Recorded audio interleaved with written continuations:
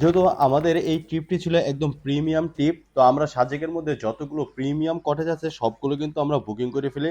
আমাদের 172 জন গেস্টের জন্য সাজেকের একদম প্রিমিয়াম 19টি রিসোর্টের মধ্যে 85টি রুম বুকিং করে ফেলেছে এবং সবগুলো গেস্টদেরকে আমরা সুন্দরভাবে তাদের রুমগুলো বুঝিয়ে দিই এবং তাদেরকে লাঞ্চের টাইমে আসার জন্য বলে দেওয়া হয়। তো আমাদের এই ট্যুরে আমরা যতদিনই সাজেকে থাকবো সেই সবগুলো দিনের খাবার কিন্তু এই মন্টানা রেস্টুরেন্ট থেকে আয়োজন করা হয়েছে।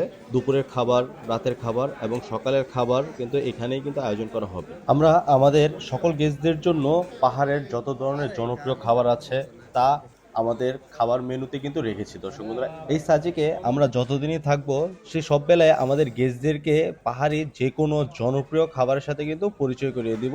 তো সেই সাথে আমরা আমাদের সব গেস্টদের দুপুরের খাবার কমপ্লিট করা হয় এবং কমপ্লিট করার পর সবাইকে বলে দেওয়া হয় যার যার রুমে গিয়ে রেস্ট নেওয়ার জন্য।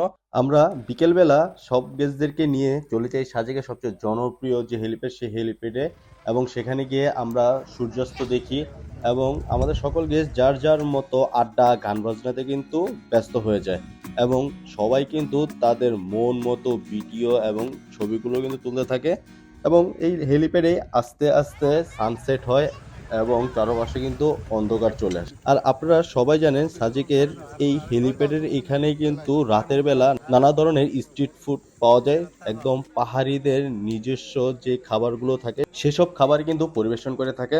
তো তার মধ্যেই তাদের সবচেয়ে যে জনপ্রিয় বিন্নি চালের ক্ষীর সেই খাবারটিও ছিল। এই বিন্নি